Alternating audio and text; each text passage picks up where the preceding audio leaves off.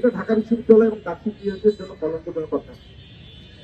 যে ভূমিকম্প ইস্যু নিয়ে আপনারা নিশ্চয়ই জানেন, ভূমিকম্প ইস্যু নিয়ে ঢাকা বিশ্ববিদ্যালয়কে দীর্ঘ 1 মাস পর ছুটিতে পাঠিয়ে দেওয়া হলো এবং ছুটিতে পাঠিয়ে দিয়ে কি করা হলো, আমাদের ডাকসুর সম্মানিত ভিপি সাদিক কাইয়ুম মহোদয় নির্বাচনী খ্যাপ মারতে গেল। ডাকসুকে বলা হয়ে থেকে বাংলাদেশের ঢাকা বিশ্ববিদ্যালয় তথা বাংলাদেশের গর্ব, কিন্তু বর্তমানে প্রেক্ষাপট ডাকসু বর্তমানে যে প্রেক্ষাপটটা পার করছে, আমরা মনে করি এটা ঢাকা বিশ্ববিদ্যালয় এবং ডাকসু ইতিহাসের জন্য কলঙ্কজনক কথা। এর পিছনে কিছু কারণ রয়েছে।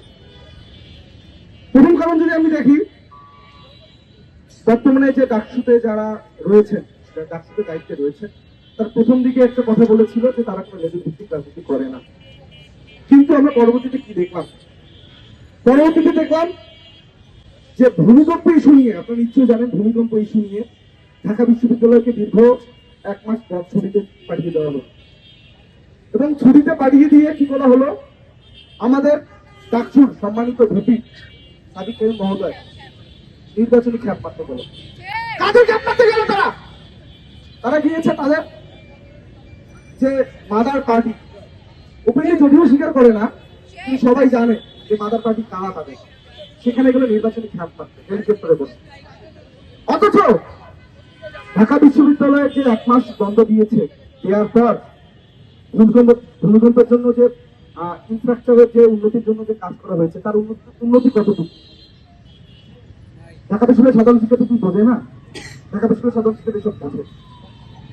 এরপর আমরা কি দেখলাম, যে ঢাকা বিশ্ববিদ্যালয়ে কোনো কিছু ঘটলেই মানে পপুলিস্ট যে একটা রাজনীতি আছে, ঢাকা বিশ্ববিদ্যালয়ে অমুক নামে ঢাকা বিশ্ববিদ্যালয়ের কতিপয় সদস্য, আমি তাদেরকে বলবো বিপদগামী সদস্য, তারা কি করলো, তারা লাঠি সোটা নিয়ে প্রক্টোরিয়াল বডি গাড়িতে উঠে ম্যাজিস্ট্রেটিক পাওয়ার দেখাচ্ছে।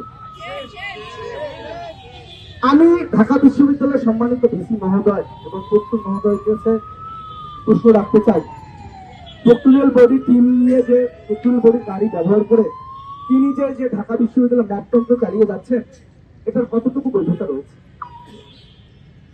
আমরা কি দেখেছি? আমরা দেখেছি ঢাকা বিশ্ববিদ্যালয়ের কর্মচারী, উনি আমাদের একজন নারী শিক্ষার্থীকে নিয়ে কুরুচিপূর্ণ মন্তব্য করেছিল এবং এর প্রতিবাদ আমরা যখন প্রতিবাদ করলাম, এর প্রতিবাদের ফলশ্রুতিতে তাকে শাহবাগ থানায় অ্যারেস্ট করে নিয়ে যাওয়া হলো। কিন্তু পরবর্তীতে দেখা গেল এই সাদিক কাইয়ুম এবং এসএস ফারাদের নেতৃত্বে এবং তৌহিদি জনতার নাম করে তাকে শাহবাগ থানা থেকে ফুলের মালা দিয়ে ছাড়িয়ে নিয়ে আসা হলো। এর থেকে লজ্জাজনক কিছু হতে পারে না।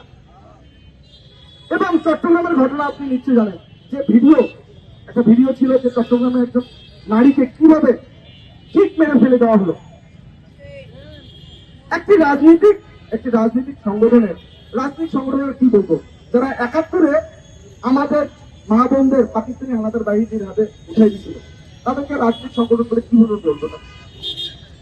তারা ছিল বাংলাদেশের স্বাধীনতার ষড়যন্ত্রকারী।